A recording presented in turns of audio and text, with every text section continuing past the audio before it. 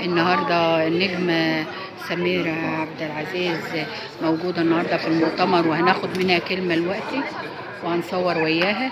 هي مع نجمة المسبيرو. عايزين نقول إن مصر مضيئة وجميلة بنجومها، ودايما في خير وتقى.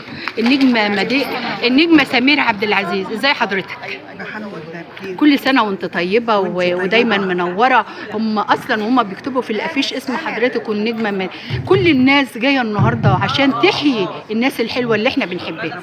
تقولي ايه معليكي النهاردة واحنا هنبقى بذكر الرسول صلى الله عليه وسلم؟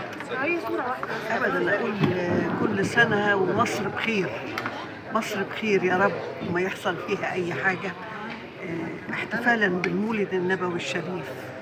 ربنا يكرمنا ويخلي مصر بخير. احنا كنا بنسمع صوتك الجميل زمان وانت بتقولي قال الفيلسوف، وكنت دايما تتكلمي عن ذكر الرسول وتقولي احلى الكلمات. عايزين نسمع من حضرتك كلمه دلوقتي.